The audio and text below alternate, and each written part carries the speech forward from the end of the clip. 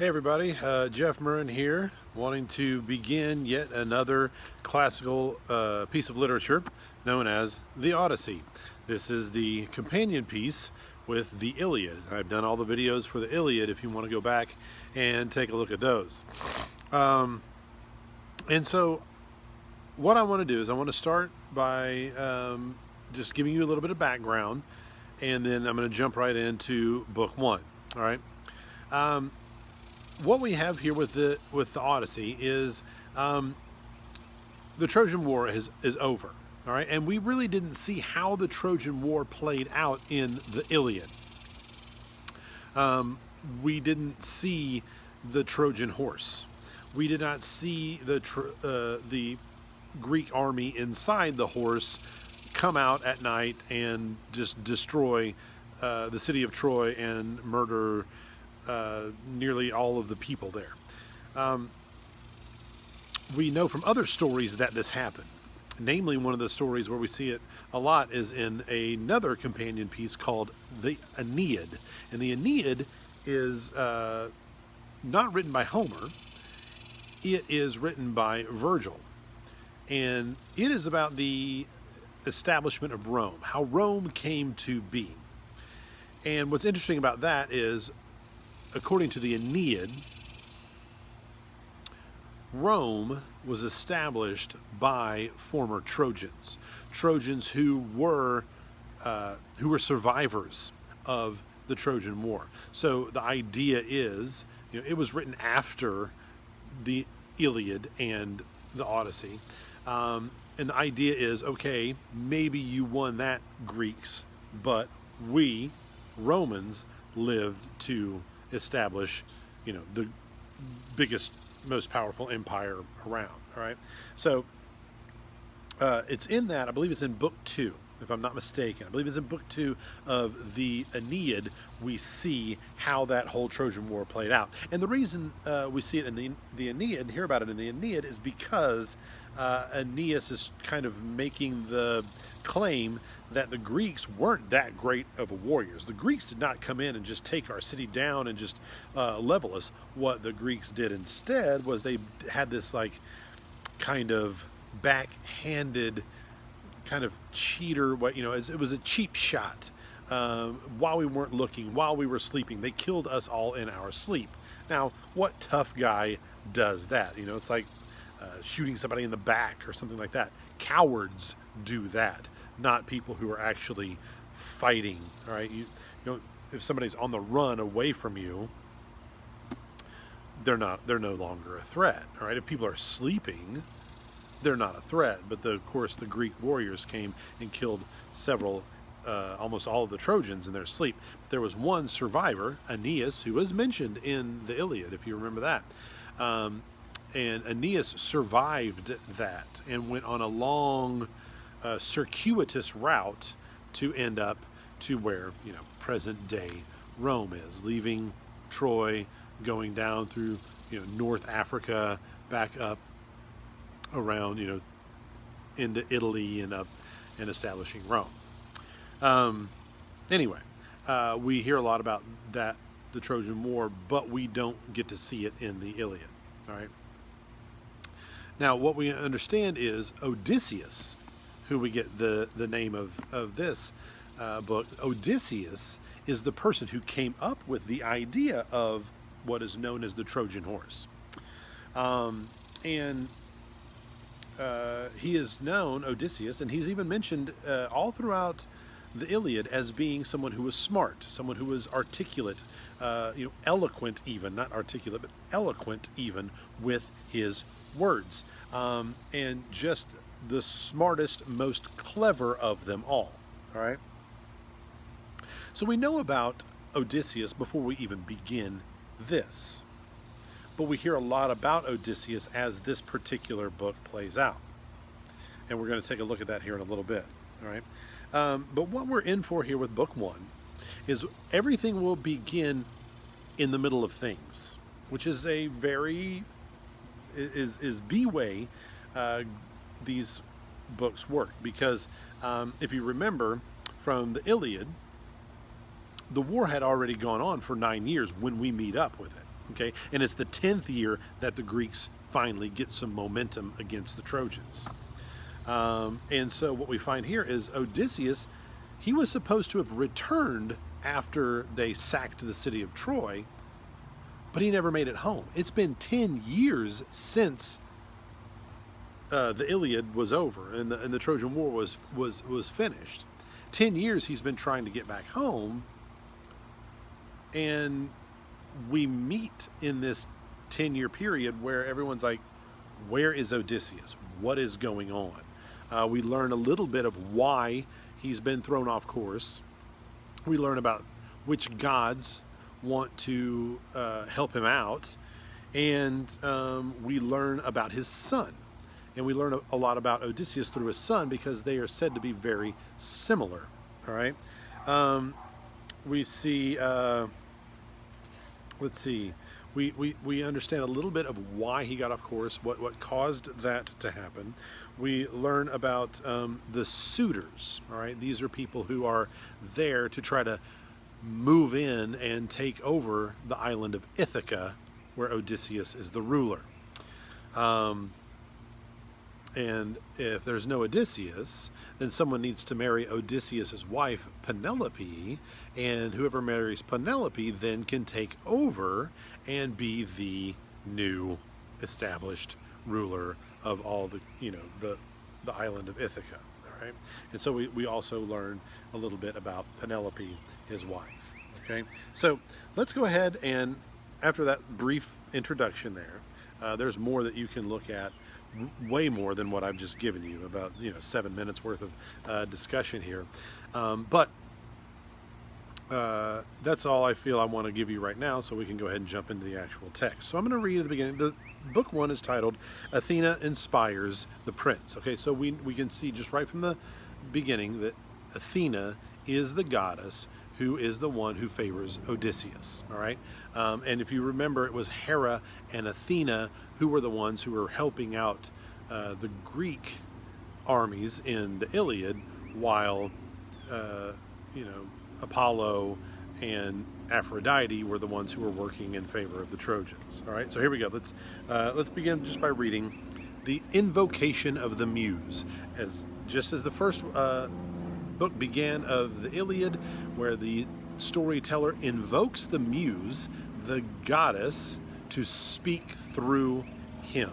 All right, sing to me of the man, Muse, the man of twists and turns, driven time and again off course once he had plundered the hallowed heights of Troy. Many cities of men he saw and learned their minds. Many pains he suffered, heartsick on the open sea, fighting to save his life and bring his comrades home. But he could not save them from disaster, hard as he strove. The recklessness of their own ways destroyed them all, the blind fools.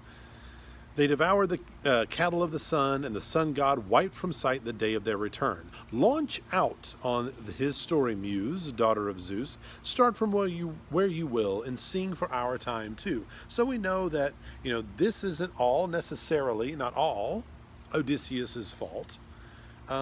His crew members also, it says here, they devoured the cattle of the sun.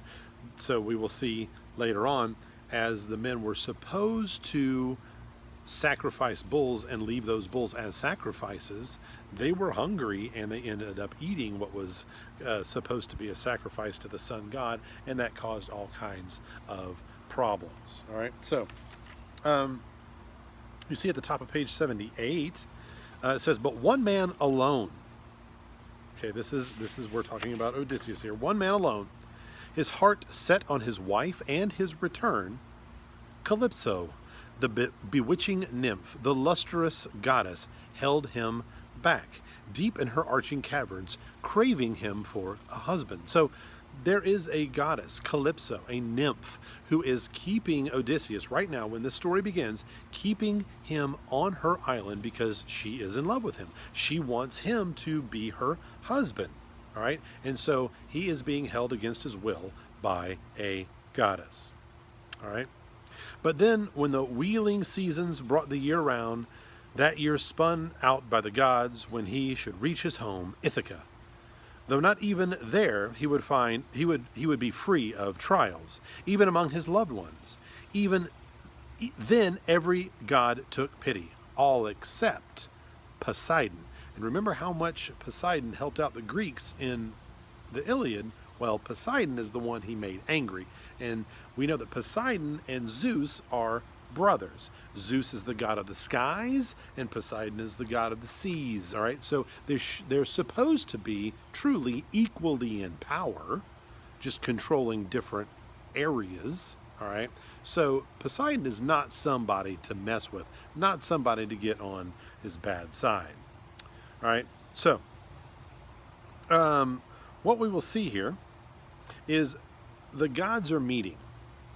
And there are always these meetings on Olympus when the gods get together and discuss things. And so Athena wants to take some pity on Odysseus. If you'll see on page 79, about 3 lines down from the beginning, she says, "Father," that's Zeus, "son of Cronus, our high and mighty king, surely he goes down to a death he earned in full. Let them all die so, all who do such things. But my heart breaks for Odysseus. That seasoned veteran, cursed by fate so long, far from his loved ones still, he suffered torments off on a wave-washed island rising at the center of the seas, a dark wooded island, and there a goddess makes her home, a daughter of Atlas, wicked Titan, who sounds the deep in all its depths, whose shoulders lift on high the colossal pillars thrusting earth and sky apart.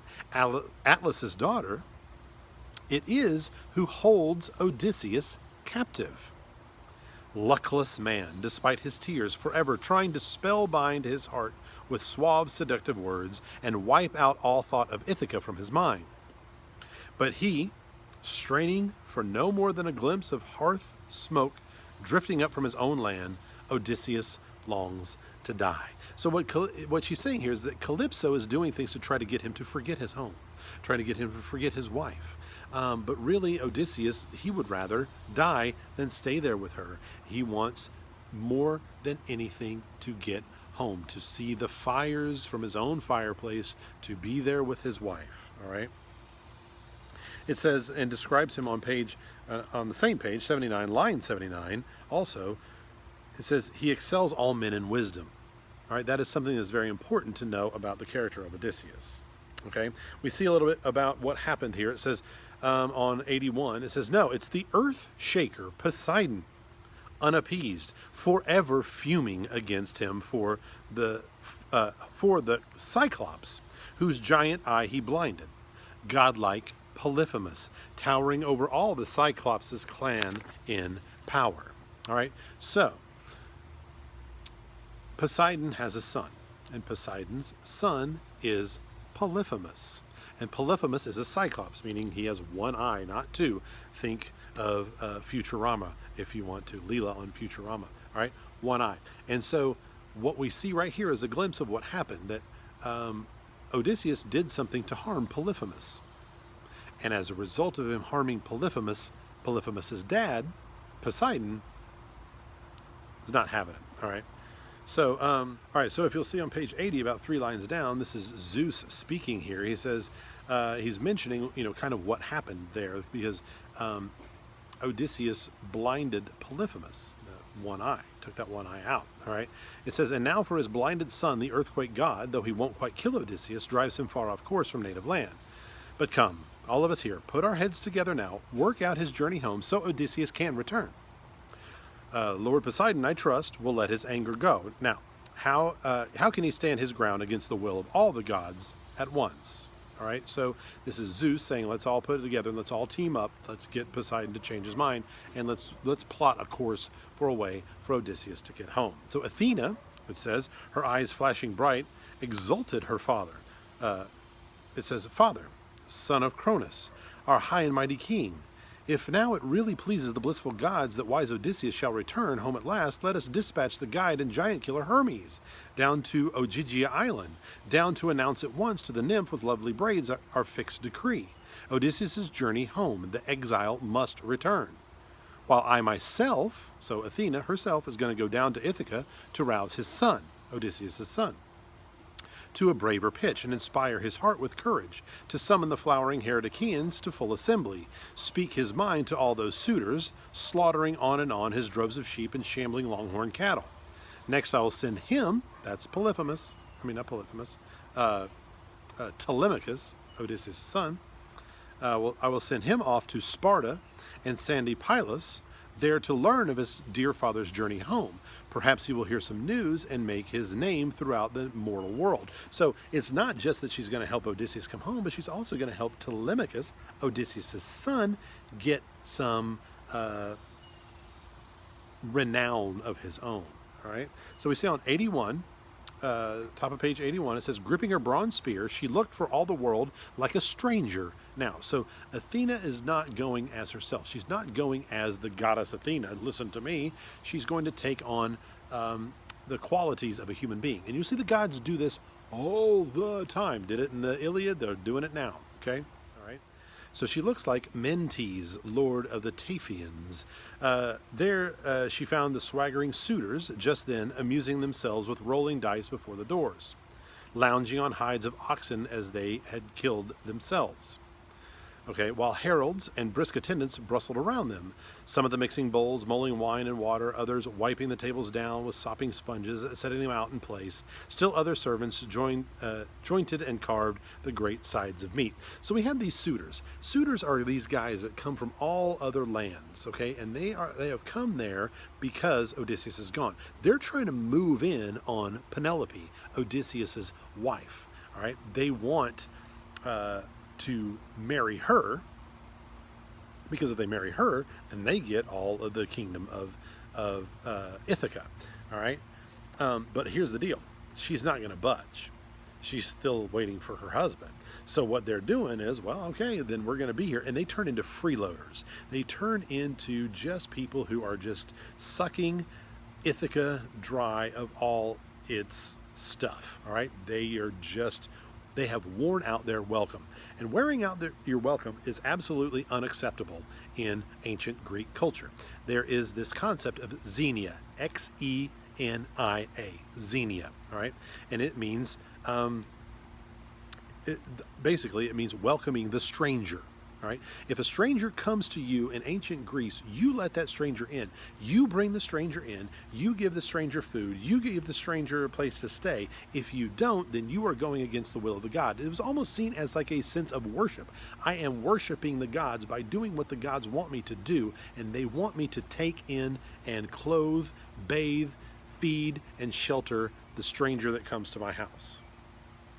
Oh my gosh, how far have we come from that? It seems our culture today does anything but welcome a stranger. All right. But anyway, there was something for the stranger. The stranger had to be a good guest. All right. The stranger could not wear out his welcome. So there was a symbiotic relationship. And here's the deal: they've welcomed the strangers onto the island of Ithaca,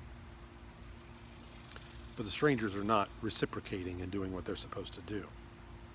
All right, so you can see, let's see, about line 45, as Athena, as Mentes, shows up, Telemachus says, "Greetings, stranger." There you go. "Greetings, stranger. Come on.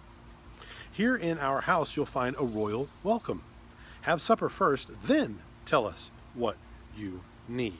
Okay, so moving on to page 82. About line 175, it says, "They reached out for the good things that lay at hand," all the food and everything, "and when they put aside desire for food and drink, the suitors set their minds on other pleasures. Song and dancing, all that crowns a feast. A herald placed an ornate lyre in Phemius' hands, and the bard who always performed among them there. They forced the man to sing." So it's like they eat, they drink all the wine, they're happy, they're like, "All right, now sing for me. Sing and do what you do." Okay, just so demanding of everything around there. Okay. So Telemachus looks at who he thinks is Mentes, but it's actually Athena. He says, "Dear stranger, would you be shocked by what I say? Look at them over there. Not a care in the world, just lyres and tunes. It's easy for them, all right. They feed on another's goods and go scot-free, a man whose white bones lie strewn in the rain somewhere, rotting away on land or rolling down the ocean's salty swells. But that man, if they caught sight of him home in Ithaca, by God, they'd all pray to be faster on their feet than richer in bars of gold and heavy robes. Like, if he were to return, if Odysseus were to return and see them acting the way they're acting, my God, they would be out of here because their lives are more precious to them than whatever riches they're hoping to get by doing what they're doing. On page 83, we see Athena mentioning, that she is Mentes, about line 209. My own name is Mentes, she says, lord of the Taphian men who love their oars. And here I've come just now with ship and crew, sailing the wine-dark sea to foreign ports of call, to Temesi, out for bronze, our cargo gleaming iron. Our ship lies moored off farmlands far from town, riding the Rithron Cove beneath Mount Nion's woods. As for the ties between your father and myself, okay, how do I know your dad and why am I here, okay? As for the ties between your father and myself, we've been friends forever, I'm proud to say, and he would bear me out if you went and questioned old Lord Laertes. That's Odysseus's dad. Old Lord Laertes. He, I gather, no longer ventures into town, but lives a life of hardship all to himself. Off in his farmstead with an aged serving woman who tends him well, who gives him food and drink, and weariness has taken hold of his withered limbs from hauling himself along his vineyard's steep slopes. And now I've come. And why? I heard that he was back, your father, that is. But no, the gods thwart his passage. Yet I tell you, this is important, I tell you, great Odysseus is not dead. He is alive. Somewhere in this wide world, held captive out in sea, on a wave-washed island, and hard men, savages, somehow hold him back against his will. Wait, she goes on. I'll make you a prophecy. One of the immortal gods have planted in my mind. It will come true, I think, though I am hardly a seer or know the flights of birds. Remember all the bird signs that came from the gods in the Iliad? He won't be gone long from the native land he loves. Not even if iron shackles bind your father down, he's plodding away to journey home at last. He's never at a loss, okay, because he's smart. And down further, about line 261, Athena, as Mentes, sees these suitors taking on, abusing their rights and privileges, okay? It says, what's this banqueting, this crowd carousing here? And what part do you play yourself? Some wedding feast, some festival? Hardly a potluck supper, I would say. How obscenely they lounge and swagger here. Look, gorging in your house. Why, any man of sense who chanced among them would be outraged seeing such behavior. Ready, Telemachus took her up at once. Well, my friend, seeing you want to probe and press the question, once this house was rich, no doubt, beyond reproach, when the man you mentioned still lived here, at home. Now the gods have reversed our fortunes with a vengeance, wiped that man from the earth like no one else before.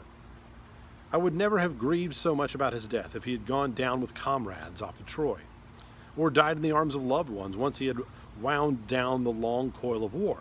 Then all united Achaia would have raised his tomb, and he would have won his son great fame for years to come. But now the whirlwinds have ripped him away, no fame for him. Like, this used to be a great place, and he was a great man, and I wouldn't have so much of a problem if he had died in battle seeking glory, or in the presence of people that he loved. But he's off somewhere, and there's actually this kind of a ignoble death that he's suffering here. He kind of assumes that he's dead. Listen, this is about line 285. All the nobles who rule the islands round about, Dulichian and Same, and wooded Zacynthus too, and all who lord it in rocky Ithaca as well, down to the last man they court my mother. Okay, so all these men are there to marry Penelope. They lay waste my house, and mother, she neither rejects a marriage she despises, nor can she bear to bring the courting to an end, while they continue to bleed my household white. Soon, you wait, they'll grind me down as well. All right, so he's had enough. Telemachus has had enough himself. All right, so what we see here is Athena as mentees giving him some advice. About line 3, I'd say 3, 10, 11, 12, 13, 3, 14. Come now, listen closely. Take my words to heart. At daybreak, summon the island's lords to full assembly. Give your orders to all and call the gods to witness. Tell the suitors to scatter, each to his own place. As for your mother, if the spirit moves her to marry, let her go back to her father's house, a man of power. Her kin will arrange the wedding, provide the gifts, the array that goes with a daughter dearly loved. For you, I have some good advice, if only you will accept it. Fit out a ship with 20 oars, the best in sight. Sail in quest of news of your long-lost father. Someone may tell you something, or you may catch a rumor straight from Zeus, a rumor that carries news to men like nothing else. First, go down to Pylos, question King Nestor, if you remember Nestor, the old man who was with them in the Iliad. Then cross over Sparta to red-haired Menelaus, whose wife was Helen, if you remember that from the Iliad. Of all the bronze-armored Achaean, the last man back. Now, if you hear your father's alive and heading home, hard-pressed as you are, brave out one more year. If you hear he's dead, no longer among the living, then back you come to the native land you love, raise his grave mound, build his honors high with the full funeral rites that he deserves, and give your mother to another husband. Then, once you've sealed those matters, seen them through, think hard. Reach down deep in your heart and soul for a way to kill these suitors in your house, by stealth or in open combat.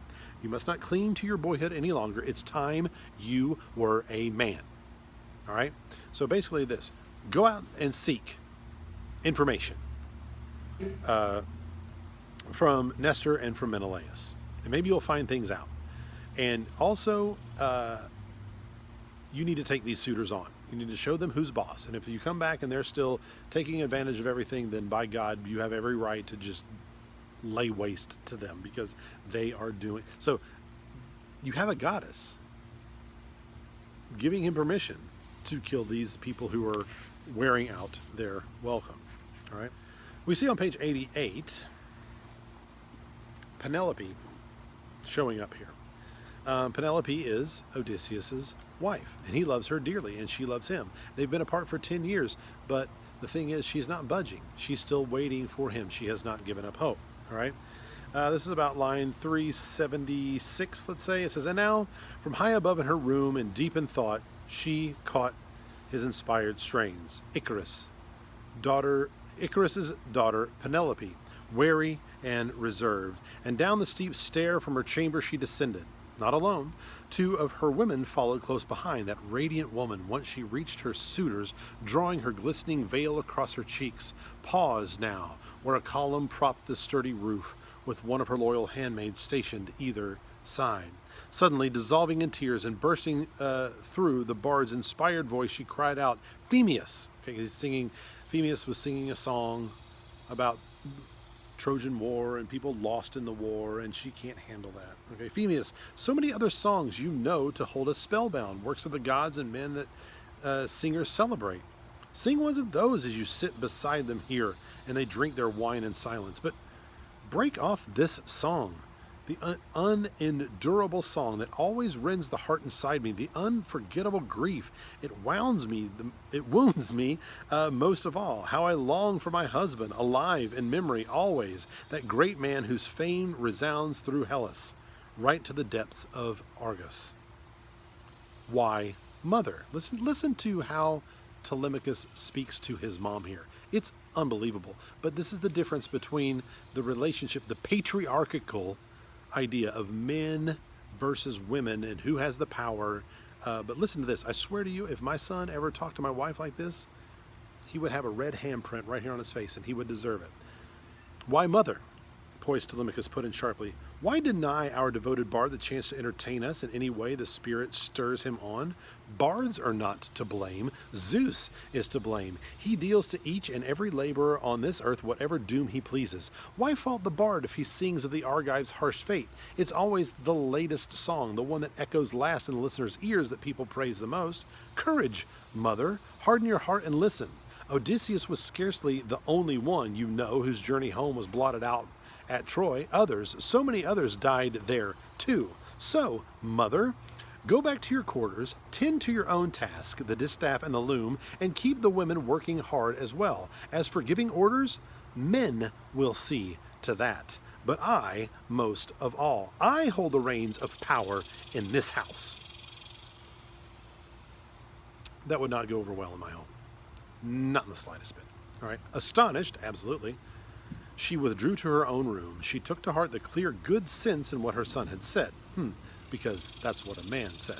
All right. Climbing up to the lofty chamber with her women, she fell into weeping for Odysseus, her beloved husband, till watchful Athena sealed her eyes with welcome sleep. All right. So Athena doing a lot of work for these people behind the scenes. All right. We can see Telemachus here talking to the suitors. All right. Line 430, you must leave my place. See to your feasting elsewhere. Devour your own possessions, house to house by turns. But if you decide the fare is better, richer here, destroying one man's goods and going scot-free, all right then, carve away. All right. But I'll cry to the everlasting gods in hopes that Zeus will pay you back with a vengeance. All of you destroyed in my house while I go scot-free myself. Keep that thought in mind throughout this whole thing, and we'll see when we get to the end. Okay, let's see. I'm going to read page 91, about line 471. He says, "Clearly my father's journey home is lost forever. I no longer trust in rumors from the blue, nor bother with any prophecy when mother calls some wizard in the house to ask him questions. As for the stranger, though, the man's an old family friend from Taphos, wise Anchialus' son. He says his name is Mentes, lord of the Taphian men who love their oars." So she said.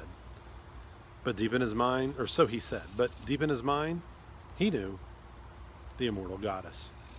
All right. So he feels confident in the information that he has received from Mentes. In this, there are two other characters, Antinous and Eurymachus. Those are two names for you to get to know on your own. They're suitors. One's a jerk, one's not so bad. All right.